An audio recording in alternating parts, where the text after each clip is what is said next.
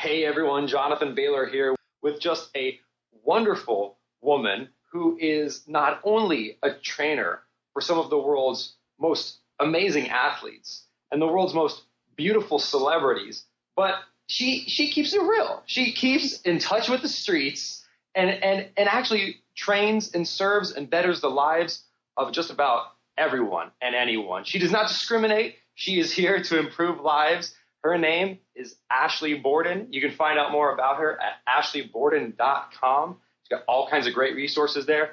She's a wonderful woman. A pleasure to have you on the show, Ashley. Oh, well, thanks for having me. I'm happy to be here. Ashley, well, for the folks that aren't familiar with you, can we just go back in time a little bit? Like, let's talk about little Ashley and how you became the blossoming flower that you are today. Take us through your story. Well, let's see. Little Ashley grew up in Chicago, and I grew up with very healthy, active parents. So my mom owned a health food store for 11 years, and my dad owned sporting goods stores. My dad was one of the first people that brought the triathlon to Chicago and started that back in the 80s. And my mom was a marathon runner. Now she's in weightlifting in incredible shape. So I grew up around fitness and health. So it wasn't something that I had to like force myself to get into. I was always around it, but I was actually a dancer growing up. So I thought I wanted to be like, I used to dance with Gus Giordano Dance Company in Chicago or in Evanston, Illinois. So I used to think that that's what I wanted to do. And I was always weightlifting also, even though I think back then I had no idea what I was doing, but I was still, kind of going to the gym and doing that. But the main kind of thread that was always through my life, even younger, was always helping people. And I found, even when I was in Chicago and training, when I was even in high school, I was helping a lot of people with strength and weight training and, dance. And I actually really had no idea that it was something that I could go into as a profession. It was just something that felt really natural to me. And when I moved to LA, because I have a lot of extended family that was out here, so I was like, you know what, I want to move out of Chicago. I had graduated high school. I did not go to college. So I was like, I am moving to LA. I want to work. I know exactly what I want to do. I want to work with people. And I started just, like I say, like prison style. I was like training, like I put like a feed bag on my mouth. I put horse blinders on, and I worked for 10 years straight. I swear, until I felt like all of a sudden after 10 years, I looked up and I was like, oh my God, how long have I been training? I just worked and worked and worked. And, I loved it. And it's always been something that's, when you're an educator, you always should be learning and actually learning and changing the way that you teach. Because obviously, as time goes on, things progress, or they through fitness, some things aren't the same as that what we were promoting maybe 10 years ago. So I'm always learning and growing with it. But that was really my turning point, was when I moved to LA and I saw how many people had such an unhealthy relationship with food and training. And just a quick side note, within that story there, which I didn't mention, I also had a really, really horrible eating disorder for many years when I was younger and through high school. So I went into treatment, a 12-step treatment center for anorexia, bulimia, compulsive overeating, compulsive exercise, everything. So I got into OA.org when I was 18. And then when I moved to LA, that's when I really had this like really kind of profound realization of what I really wanted to do. Was I really wanted to help people and work with people and have them find like that balance between, being conscious and into fitness and health and not being a psycho. Mm-hmm. Oh, well, I think that is such a profound distinction there, Ashley, because you were so kind to share some really personal tidbits there, and I do appreciate that, and I know the listenership will as well. And I had somewhat of a similar moment when I was younger. I was very neurotically into fitness and wanted to potentially enter like a bodybuilding type arena. And, the stress on males, and it can be, you could keep training like this, or you could just take steroids and you'll be all right. And I tell you, actually, all right in quotations, I was just about as close as one could ever come to taking steroids. And I had this realization similar to kind of what you said, which is like, Jonathan, when you got started doing this, it was because you liked health. Right. And it was about health. And what you're doing now is actually horribly unhealthy, right? Yeah. Like it's the opposite. So Ashley, how do we in our society do, because again, these exercise, eating, these are things we do for health. How do we avoid it flipping 180 degrees on us?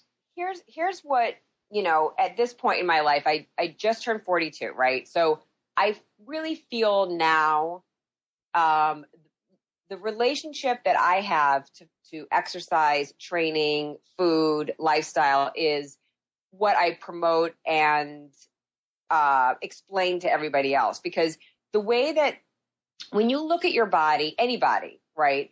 First of all, just to compare yourself with anybody, the only two people that I say it's not a waste of time to compare your bodies is if you are an identical twin.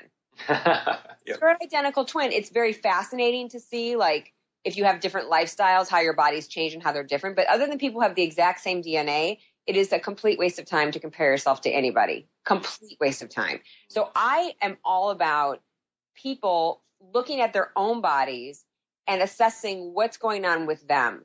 And I have a show that's on Live Strong Woman, and it lives on YouTube. And you can actually see all my videos. They're on my website. They're on ashleyborden.com under the videos section, but it also lives on Live Strong Woman on YouTube. And my series is called Perfect Form.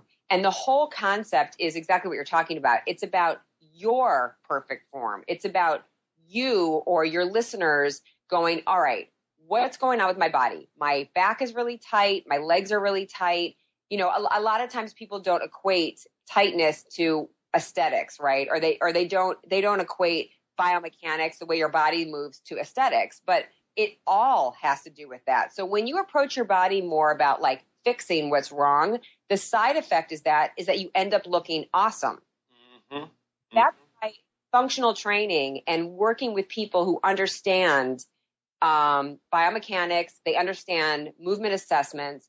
Those are the people that make significant structural changes to your body that are long lasting. You feel better, you're stronger, and you look better, So that's kind of my way of approaching myself and with my clients and with anybody that's, I think, a healthier mindset, as opposed to like, I just need to lose weight. I mean, to me, even the steroid thing, I was married for 5 minutes a long time ago, and the guy that I was married to was a huge steroid abuser, but I didn't know it, So I grew up kind of around fitness, but I really didn't understand steroids, or even the opposite, like Winstrol or stuff that's like, what is a steroid? But like things that get you cut. Mm-hmm. So I really encourage people that's why you can't compare yourself, because you have no idea what the other person's doing.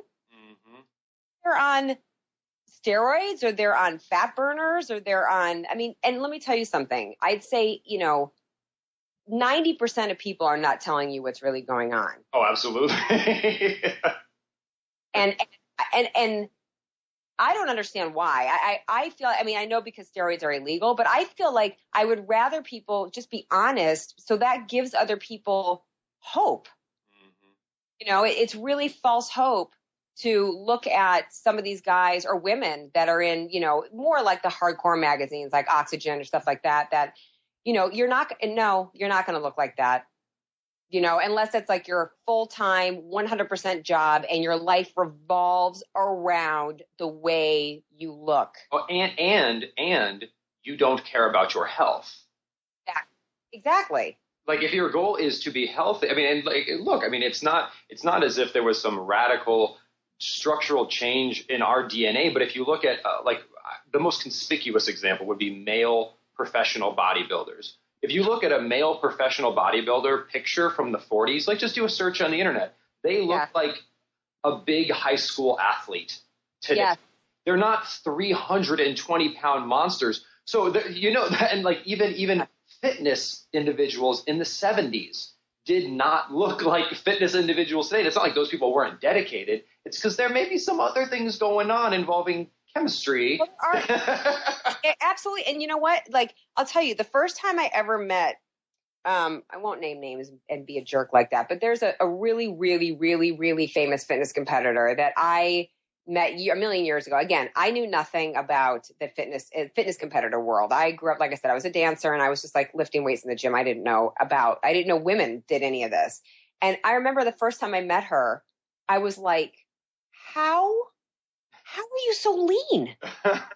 This girl was so muscular and lean that, I mean, it was like paper thin, right? Then I saw her off season and she was about, 25 pounds heavier. And then finally later I found out that, she does, Winstrol or this or that. And she's a competitor and she's not natural apparently, but I didn't know any of that. And I was exactly what you're saying. I used to look at that and just feel like a failure. I was like, I guess I suck because I naturally cannot get down to single digit body fat, which PS, you don't need to be single digit body fat. And I just didn't get it, and so that was a big thing for me for years, is like dispelling the myth of what normal people, when I say normal people, and people who aren't in the fitness industry, who aren't as obsessed with figuring this out as I was like, what is going on? Like, why don't I look like that? And because I used to be way more hardcore than I am now. But I think, Jonathan, like what you're saying is true. It's like you need to decide how much time you want to invest in your body. I am really about efficiency and living like a lean, livable lifestyle. I love that. The 3 L's. That's profound. Not because people say, well, can I get down? I want to be 10% body fat. And I said, and here's my answer, is like, you absolutely could. You absolutely could as a female or whatever. But let me tell you, the amount of time and mental compartmentalizing that has to go into living that kind of lifestyle. So, you just have to decide how you want to fit it in. But I think the most important thing is that people's bodies feel good, they feel strong, and they feel healthy, like they have energy. It helps, all of those factors are super important to what feels like a healthy lifestyle. One thing I wrote down prior to our interview, Ashley, I was thinking to myself, I was like, I always try to think of, when I have guests on the show, what's kind of a quick phrase I could use that I think may be a good representation of this individual and their philosophy. And what I wrote down for you, Ashley, tell me what you think about this, is empowering physical expression. And the reason I wrote that down is not only because I believe you demonstrated, but even you touched on this earlier about people often don't think about some of these functional movements and just moving with your biomechanically correct ways as having anything to do with aesthetics. But if you actually look, like if you geek out for a second and talk about like what is perceived as youthful and what is perceived of as elderly, like flexibility and the ability to walk fluidly and posture actually has a dramatic, like you can wear all the cosmetics in the world, but if you're stiff and you can't really move, that makes you look old. Even if you're 13, it makes you look old. And so I think you represent that so well. Oh, well, thank you. But that is, I always say, how you carry yourself, that's the first and foremost thing. Because like with my clients, I'll be like, great, you see me 3 hours a week. That's fantastic. What the hell is going on every hour outside of there? You're not seeing me on the 7 days. Yep. How are you standing? How are you picking up your kids? How are you? I mean, you're talking about functional stuff. For instance, I will purposely not pick up weights for my clients because I want to see how they pick them up. Mm-hmm. And I want to see how and there will be immediate, okay, stop. How did you just pick up those 20-pound dumbbells, with a rounded back, not even thinking about it? So those kind of things of your day-to-day life with your functional movements, carrying groceries, putting luggage in the overhead compartment that I just see women struggle with every single time I'm on the plane, which I just want to give them some dumbbells to start working overhead press. I mean, those kind of things, also like you're saying, those are what make you feel old. Standing slouchy with your shoulders forward and your neck forward. I mean, not only is that just friggin' awful for your spine and your forward head carriage and the amount of stress on your traps and your back, but you look bad. Mm-hmm. You know, I mean, when you stand up straight and, you know, lift, like a good cue for people, because a lot of more women than men, but like when I say stand up straight to a woman, the first thing they do is they stand like a stripper. You know, they stand with their boobs out and their butt out. They think that's standing up straight. And I'm like, well, okay, yeah, we're almost there. But the best cue for that is to feel like, you know, stand with your feet about hip width apart and have your eyes straight forward so they're right on the horizon, and then lift up your heart to the sky. And then you want to Kegel, or you want to engage your pelvic floor. Like, I mean, my cue that I give is, I think, too graphic for your. But the cue I like to give is, you know, stopping your pee flow, or like for guys, stopping your happy ending. I mean, that's a like engage pelvic floor. But when you engage your pelvic floor and you stand up straight, that engages the lower half of your body, lengthens your waist, and it gives you a way more confident appearance, and then your body just looks. I mean, you lose like 5 pounds just standing up straight. Oh, absolutely. I mean, it truly. I mean, it really is, Ashley. I mean, and again, I'll bring it back to when guys don't do this correctly. I just think it's so conspicuous, right? Because we've seen guys that are quote unquote muscular. They walk around, they look like gorillas. I'm like, dude, no one looks like. You're all hunched over. You're not looking good. Like, that's, if what you're doing is trying to look good, forget about what you're doing is healthy. Like, it doesn't look good. Like, you're not. It doesn't. Exactly. And, you know, people ask me, so here's a good way to know if your body is a little bit out of alignment. If you just stand with your feet, you know, underneath your hip bones, and you just stand up and you look in the mirror, and you're looking in the mirror, look at where your hands are.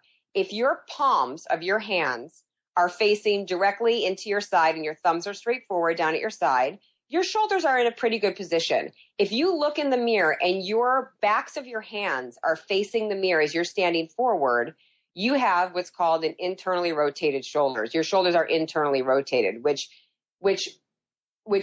I mean, that means that your chest is tight. It means that your lats are tight.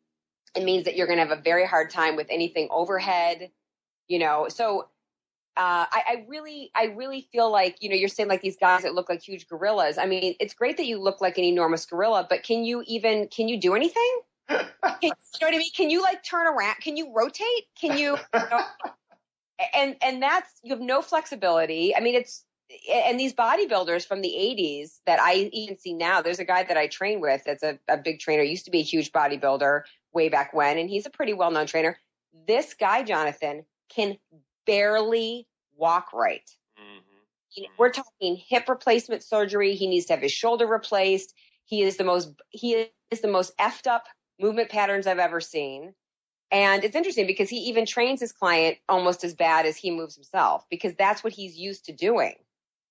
You know, so if you don't practice what you preach, how are you going to teach anybody this? So, you know, everything that I teach, I mean, truthfully, comes from my own wanting to heal myself and wanting to figure out what's wrong with my own biomechanics for my own body, you know, and through my own discovery of, oh my gosh, as a dancer, and P.S., you think it's bad being a bodybuilder? Try being a friggin' dancer.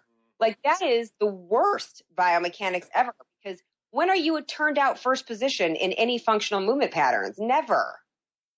You know, so as a dancer, being very turned out with your feet and your hips does not set you up for strong athletic movement patterns, because I was not. You know, I had a lot of body problems after I stopped dancing. So, you know, a lot of the stuff that I do now, especially the myofascial work with the rollers, which all of your listeners can get my rolling out PDF that's free, that's super awesome and full comprehensive guide on how to use the foam roller for your entire body. It's like having a masseuse living at your house for free. I love it. It absolutely is, Ashley. And I think the thing that I love about that, not only the foam roller, but the other, just the biomechanic work that you do, is I've noticed in our culture that we tend, and it happens in phases, right? That like right now there's this emphasis on what I call extreme exercise, which, again, if what we're doing is meant to enable long-term health and long-term wellness, I mean, some of the work you're doing, or even more stretching, I like to call it almost more more cultivated or more sculpture-like fitness. Like fitness should be very intentional and very deliberate and very calculated. That doesn't mean athletics aren't fun, and it might not be fun to slam a tire through a window with a sledgehammer. Like that's fun, but if we could just take some of that energy, at least some of it, and direct it towards these more sustainable and more they're restorative, they're empowering forms of exercise. And they're not these stress-inducing, injury-provoking exercises. Well, I think your point, I totally understand your point, and I think it goes back to this. It goes back to this is why it's always been super hard for me to give very quick answers for magazines about a workout, because I have to know who am I talking to, what are their body issues, what is this for? Are they an athlete? Like, I'll give you a really good example. So I last season worked with Nick Swisher when he was with the Yankees preseason before he went back to the Yankees for his final year. And Nick came in very internally rotated with his shoulders, very tight back, kind of shut off chest. He had biomechanic issues and he just had some issues that we needed to work on. We had to work on the foundation of his movement patterns. And I asked him what he did the off season before. And he said, I was boxing. And I said, for your whole off season? And he said, yeah. And I said, okay, why? I was just curious why. And he just said, well, he thought it would be good. It was like, it was a hard exercise for him. And, Nick is an incredible athlete and likes to be pushed. So point is that, I said, look, this is my humble opinion.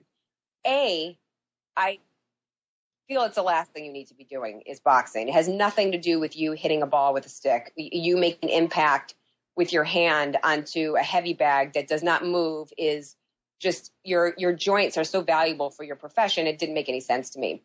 But his things that, we needed to work on were movements that, mimicked a lot of what he did in baseball, but also tried to keep him upright and anatomically correct, so everything wasn't all forward.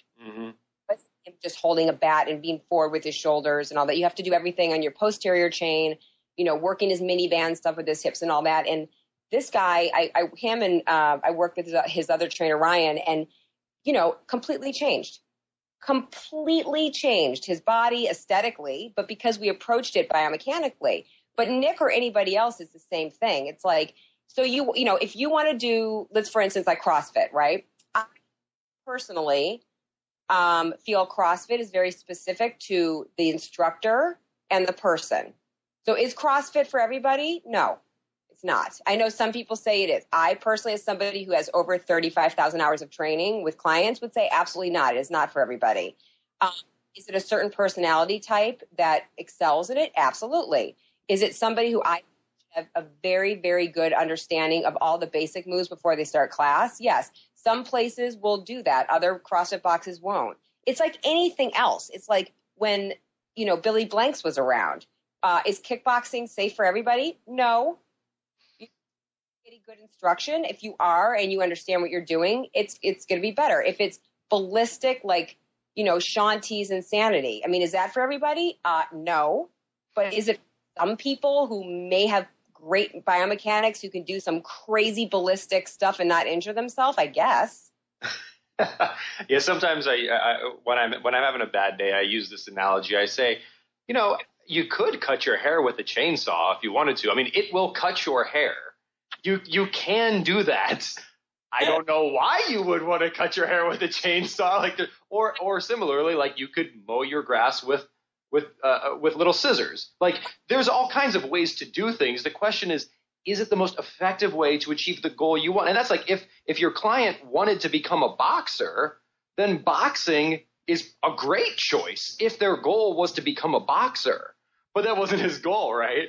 But that's what I mean. So like, this is why I say to everybody, whether you're an athlete or not athlete, you need to break down. First of all, you need to ask yourself, what do you enjoy doing? Because that has a lot to do with your success in whatever you're doing. If you hate with a passion riding bikes, then don't ride a friggin' bike. I don't care if all your friends are doing it and your best girlfriend just lost 15 pounds doing the, whatever cycling race or run. I mean, who cares? You need to first start with, what do you like to do?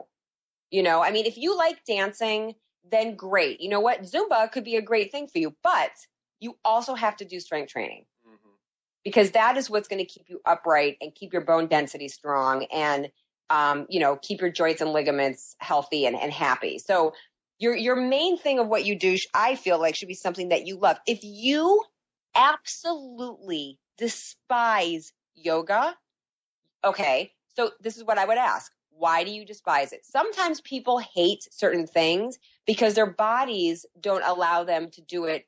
Their bodies don't actually allow them to do it, right? So, like, let's say you're super tight. You may really not enjoy yoga at first because it's actually kind of uncomfortable and painful, right? So, I would say, all right, so then what do you need to do? You need to back up. You need to roll out. You need to start with an easier class.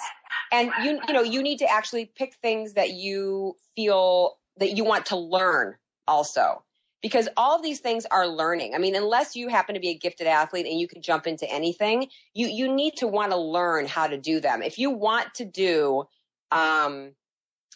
if you wanted to do an online, like Tony P90X, right? Let's say you really like to train at home. You need to really ask yourself, do you enjoy doing this? Do you want to, do you want to learn how to do these movements and take the time to do it? If you don't, then don't do it. Then find something else you enjoy because you're just wasting your time. And I find that every, exercise especially has to do with feeling a sense of accomplishment and also investing your time to understanding what you're doing. Right.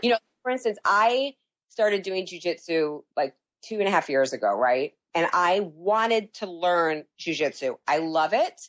I've always loved it, but I wanted to learn it. Now, it totally did change my body like I've never seen in my life, right? I mean, it's incredible. It's very hard. A lot of my clients were like, well, I want to do it.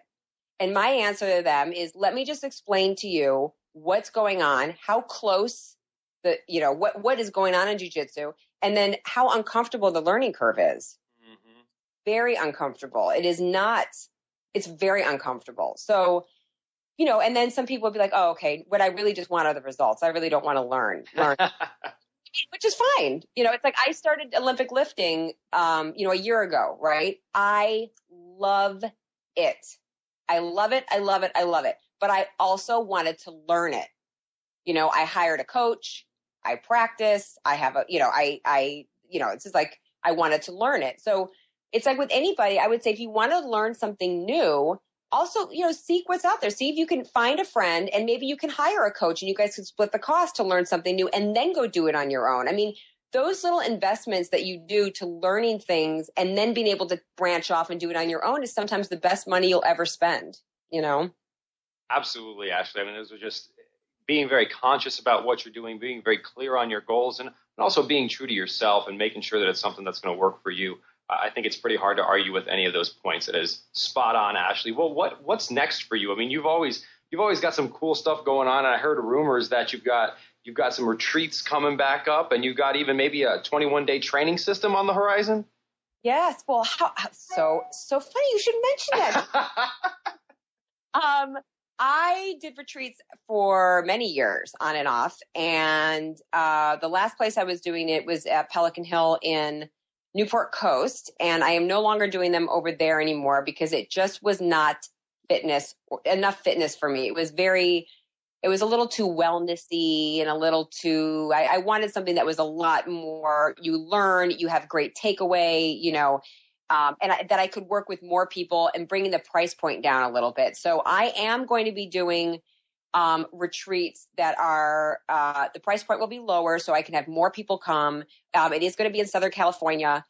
We are just securing the location. So I'm going to have all of that information will be going out on my newsletter, which everybody can sign up for on ashleyborden.com. It's at the bottom of every page. And I do send them out and give everybody an update. And I'm also in the middle of putting together a 21-day program using the roller and body weight stuff and dumbbells for every body type and every body. So that is also going to be coming up as well.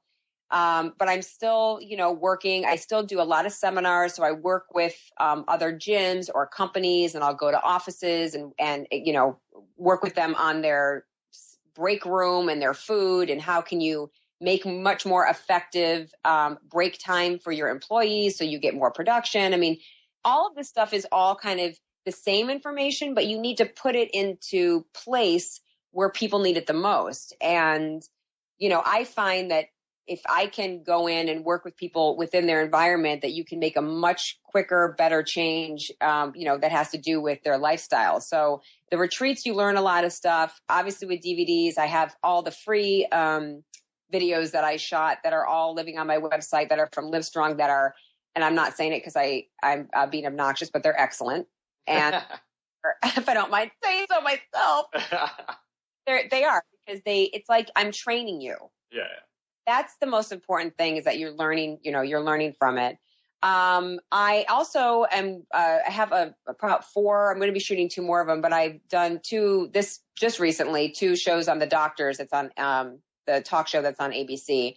Those are not airing. I don't know. Those are going to be coming up soon. And then I'm shooting 2 more next week, and then Access Hollywood. So I have a lot of TV stuff that I also shoot, but even then, every single thing that I do, it's all like the same message. It's just packaged differently. Yeah. I don't understand, like, the trainers where that they'll work with celebrities and they'll get like a different program. And then when I'm training, when they're training like real people, they just get kind of like a half-assed program. It's not how it works with me. Everybody has everyone's treated the same. I try to explain and teach everything to everybody so everyone can learn, because that's the most important thing, is that you have the tools to heal yourself. You have the knowledge to strengthen. And then you also have the knowledge to put all that together and, help you, help your kids, help your family. Because when you do it all together, your success is, 100% more achievable than when you're just trying to struggle and do something on your own. Ashley, I couldn't have said it any better. And that is, I really can't think of a better way to close the show. So folks, if you haven't checked out AshleyBorden.com, please do. Obviously, if you didn't know already, now you know. Quite a wonderful woman. Definitely an awesome resource to check out. And do check out those videos. I'll have to admit it. They are pretty awesome. Hey, Jonathan. Ashley, thank you so much for joining us. I really appreciate it.